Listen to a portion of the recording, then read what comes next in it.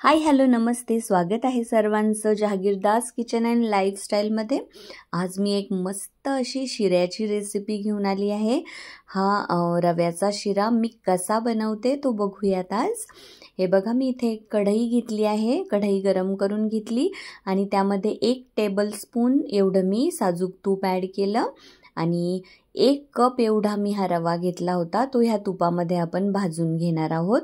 हा एकदम बारीक असा रवा आहे। बारीक रवा वापरला की शिराही टेस्टी होतो आणि झटपट बनायलाही मदत होते। तर हा रवा एकदम छान व्यवस्थित भाजून घेतला आणि इथे बघा, मी काही ड्राय फ्रूट्स बारीक करून घेतले होते, जसे की बदाम, काजू, अक्रोड आणि हे 2 प्रकारचे मनुकेही मी इथे घेतले होते आणि एक साधारण 7-8 इलायचीचा दाण्यांचा मी इथे कूट करून घेतलेला होता। आणि त्यानंतर मी पुन्हा 1 टेबलस्पून एवढं साजूक तूप ह्या रव्यामध्ये ॲड केलं आणि रवा अगदी व्यवस्थित, अगदी मंद आचेवर भाजून घेतला आणि मस्त त्याला असा थोडासा लालसर रंग येईपर्यंत रवा भाजून घ्यायचा आहे। रवा छान मस्त भाजला गेला की त्यामध्ये मग मी उकळतं पाणी ॲड केलं। उकळतं पाणी ॲड केलं की मग रवा व्यवस्थित त्यामध्ये मी परतवून घेतला, शिजवून घेतला आणि इथेच मी 1 कप एवढं गरम दूधही ॲड केलं होतं आणि त्यातही रवा व्यवस्थित मिक्स करून घेतला आणि परतवून घेतला। हे सर्व व्यवस्थित मिक्स झालं की नंतर मग त्यामध्ये मी ड्राय फ्रूट्स ॲड केले आणि इलायचीची जी पूड बनवून ठेवली होती तीही ॲड केली। सगळं काही एकदम व्यवस्थित मिक्स करून घेतलं, छान परतवून घेतलं आणि मग मिक्सचर जरासं मला सगळं ड्राय वाटलं, त्यामुळे थोडंसं उकळतं पाणी मी पुन्हा ॲड केलं आणि सगळं पुन्हा व्यवस्थित मिक्स करून घेतलं।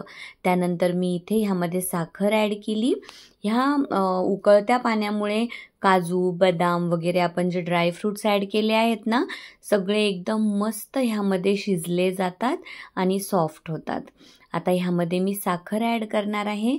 इथे जवळजवळ मी 8 टेबलस्पून एवढी साखर ॲड केली आहे आणि मला जरा कमीच गोड ही डिश हवी होती, त्यामुळे मी एक 7-8 टेबलस्पून एवढी साखर ॲड केली आणि नंतर झाकण ठेवून शिरा छान व्यवस्थित शिजू दिला।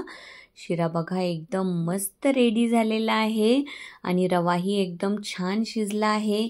इथे उकळतं पाणी वगैरे ॲड केल्यामुळे शिरा कसा झटपट बनतो आणि मी पुन्हा 1 टेबलस्पून एवढं साजूक तूप इथे ॲड केलं, म्हणजे मी एकूण 3 टेबलस्पून एवढं साजूक तूप इथे शिरा बनवण्यासाठी वापरला आहे आणि हा रवा 1 कप एवढा आहे, म्हणजे 1 कप रव्यासाठी 3 टेबलस्पून एवढं साजूक तूप मी वापरलं आहे।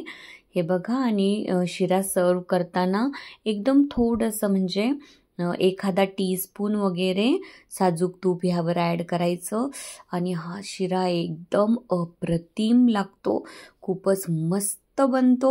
सगळ्यांनी ही रेसिपी नक्की ट्राय करा आणि ह्यामध्ये मनुके तुम्हाला नको असतील तर नका ॲड करू। यासोबत मी माझी आवडती अशी बीटरूटची कोशिंबीरही भरपूर प्रमाणात बनवली होती आणि मस्त एन्जॉय केली।